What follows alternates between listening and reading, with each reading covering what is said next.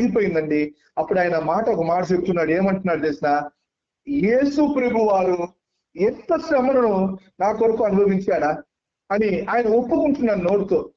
ఆ సినిమా మధ్యలో ఆయన ఒక మాట చెప్పాడండి. 16 కుట్లు పడ్డాయంట ఒక్క కొరడా దెబ్బలో ఉన్న ఒక తీగ తగిలిదంతోనే, శరీరాన్ని చీలడంతోనే 16 కుట్లు పడ్డాయంట. ఎవరికి? ఆ సినిమా యాక్టర్ కి. అలాంటిది దేవాది దేవుడు నా కొరకు 39x5 లెక్కేసుకుంటే 195 కొరడా దెబ్బలను నా కొరకు దేవుడు అనుభవించాడు. అది ఎవరు చూస్తున్నారు? దొంగ చూస్తున్నాడు, దేవుడు చూస్తున్నాడు. మరి నా కొరకు అనేకమైన శ్రమలను చూస్తున్నాడు. చివరి రక్తపు బిందువును కాల్చేది చూస్తున్నాడు. అట్లే బల్లెపు పోటును చూస్తున్నారు. ఆహారమైన తిరుగుని మోసిన సందర్భాన్ని చూస్తున్నారు. అన్ని చూస్తున్నాడు. ఎవరు చూస్తున్నాడు? ఆ దొంగ, కుడివైపు ఉన్న దొంగ డిస్మస్ చూస్తున్నాడు.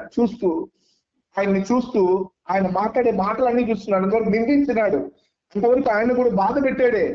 అక్కడ చూస్తూ ఆయన ఒక మాట అన్నాడు. ఏమన్నాడు తెలుసా?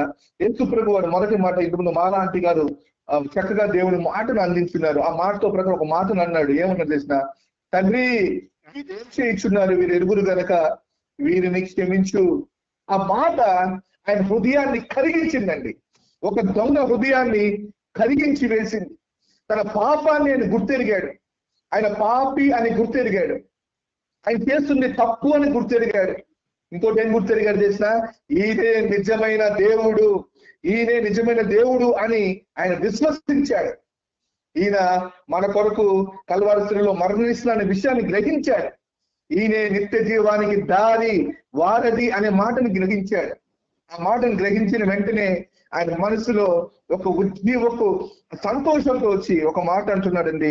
అది ఎంత సంతోషకరమైన మాట అంటే, ఏమన్నాడు చేసిన, ఆయన చూచి యేసు, ఎంత గొప్ప మాట అండి.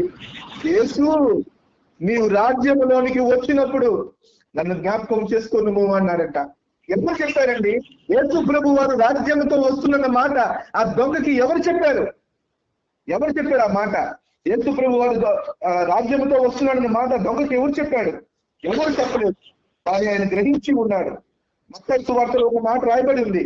మొదట ఆయన నీతిని, ఆయన రాజ్యమును వెతుకున్న వాడు అవన్నీ వాళ్ళకి అనుగ్రహించబడుతుందని మత్తయి సువార్తలో రాయబడిన మాటను ఆ మాట ఎలా జ్ఞాపకం చేసుకున్నాడు అంటే, మెయిన్ కారణం మనకి నిత్య జీవం అనేది ఒకటి ఉంది.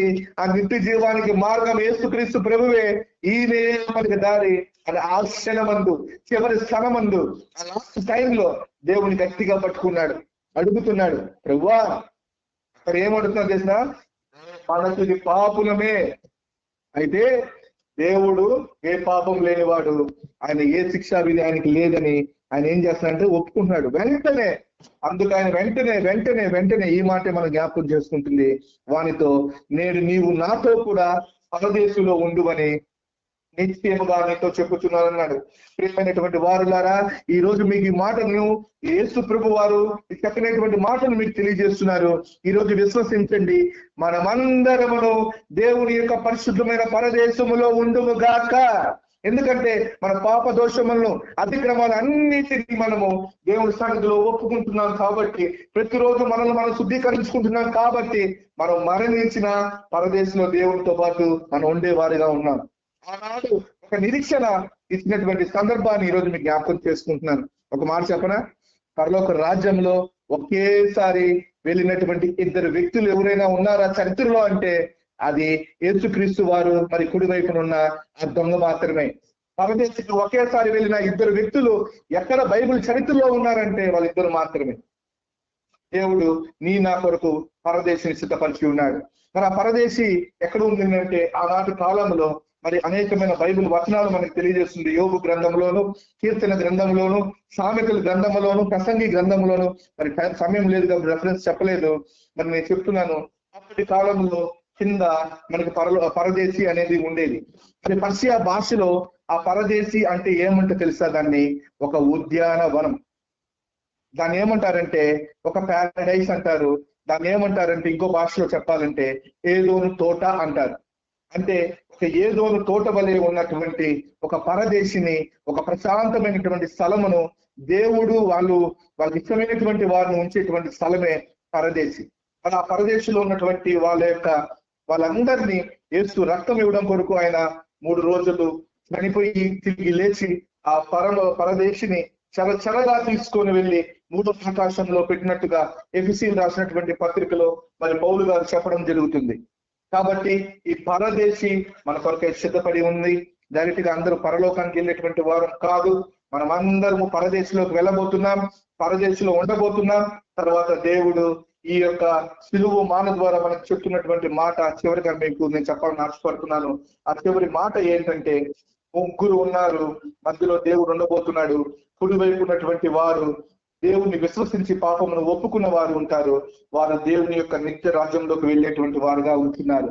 మరి ఎడమ వైపు ఉన్నటువంటి వారు ఇంకనూ దోషము చేస్తూ నిందిస్తున్నటువంటి వారుగా, పాపమును ఎరగనటువంటి వారుగా ఉన్నారు. వాళ్ళు మేకల వలె దేవుని యొక్క తీర్పులోకి రాబడతారు. నిత్య నరకాగ్నిలోకి వెళ్ళే అవకాశం వాళ్ళకు ఉంది. కాబట్టి ప్రియమైనటువంటి దేవుని బిడ్డలారా, మరొకసారి మీకు తెలియజేస్తున్నాను. కాబట్టి జ్ఞాపకం చేసుకోండి, పరదేశి అనేది ఒకటి ఉంది. మరణించిన ప్రతి ఒక్కరు ఆ పరదేశిలోకి వెళ్ళవలసిన వారుగా ఉన్నారు.